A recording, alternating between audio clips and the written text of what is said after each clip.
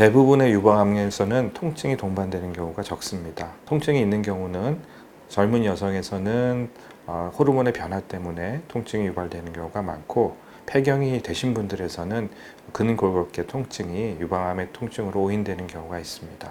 하지만 드물게도 유방암에서 통증이 동반되는 경우도 있고, 또 이외 여러 가지 요인 때문에 유방의 통증이 느껴지는 경우가 있을 수도 있기 때문에 전문의의 진료를 보시는 것이 도움이 될 것 같습니다.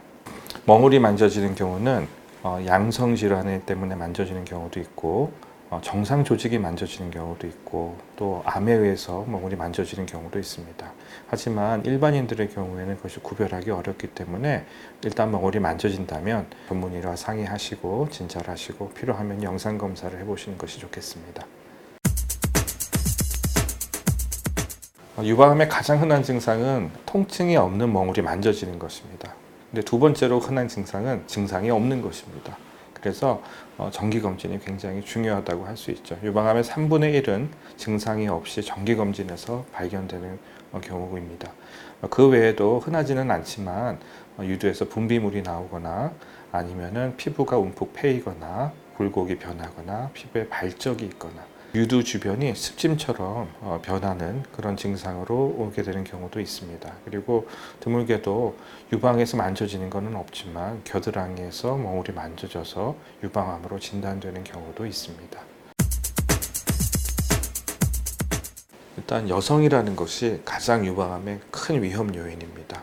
그리고 유방암은 여성 호르몬하고 관련이 깊은 것으로 되어 있습니다. 이른 초경 또는 늦은 폐경, 그리고 임신을 하지 않거나 아니면 30세 이후에 늦은 출산을 하거나 또 모유 수유를 하지 않는 경우, 그리고 호르몬 대체요법을 장기간 복용하는 경우가 이렇게 에스트로겐의 노출이 길수록 유방암에 대한 위험은 높아지는 것으로 알려져 있습니다. 그 외에도 유방암에 가족력이 있는 경우, 그리고 폐경 이후에 비만인 경우, 그 다음에 과도한 음주가 유방암의 위험한 요인으로 알려져 있습니다. 우리나라 여성은 서양 여성들에 비해서는 치밀 유방이 매우 많습니다. 특히 젊은 여성일수록 대부분 치밀 유방입니다. 치밀 유방이라는 것은 유방이 조밀하고 단단해서 엑스레이를 찍었을 때 엑스레이가 통과를 하지 못하기 때문에 유방 촬영술에서 하얗게 나오게 되고, 결국 유방 조직 안에 어떤 병변들을 정확하게 알 수 없다는 뜻입니다. 이런 경우에는 유방 초음파 검사를 하는 것이 진단에 도움이 될 수 있습니다. 대부분의 양성혹은 위험하지 않고 그냥 관찰만 하면 되는 경우가 많습니다. 하지만 양성혹 중 일부는 상대적으로 유방암으로 발전할 가능성이 높은 병변도 있고요. 그렇기 때문에 정확한 진단을 위해서, 그리고 예방적인 목적으로 제거하기도 합니다. 유방암은 치료 방법이 많은데요. 일단 가장 기본적인 치료 방법은 수술, 그리고 항암 치료, 내분비 치료, 그 다음에 표적 치료, 방사선 치료, 이렇게 나눌 수 있습니다. 일단 조기 유방암에서는 수술이 가장 기본이고요. 이후에 보조적으로 항암 치료나 표적 치료, 방사선 치료를 하게 되고요. 좀 진행이 된 유방암에서는 수술하기에 앞서서 항암 치료나 또는 표적 치료로 유방암을 줄인 다음에 수술을 하기도 합니다. 유방암의 치료가 사람마다 다른 이유는 유방암은 모두 같은 유방암이 아니기 때문입니다. 사람마다 키와 몸무게가 다른 것처럼 유방암마다도 진행된 정도가 다릅니다. 즉 병기가 다르고요.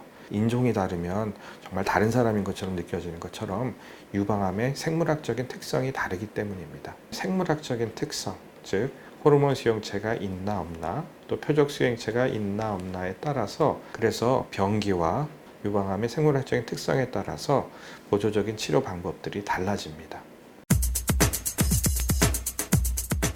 유방암의 원인이 명확하게 규명된 것이 아니기 때문에 정확한 예방 방법은 없습니다.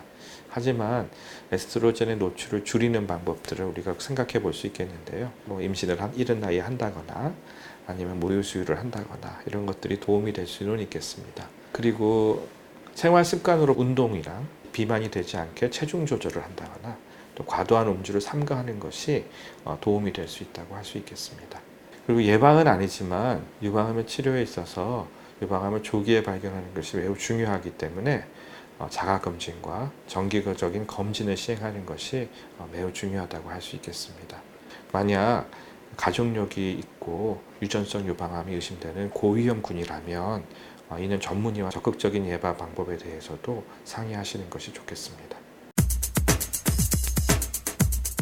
유방암으로 1차 치료가 끝나신 분들도 1차 치료 이후의 부작용이라든지 또 재발에 관련된 검진을 잘 받으셔야 되고요. 뿐만 아니라 만성질환이라든지 또는 2차 암에 대해서도 인식을 하시고 정기적인 검진을 받으시는 것이 중요하다고 생각합니다.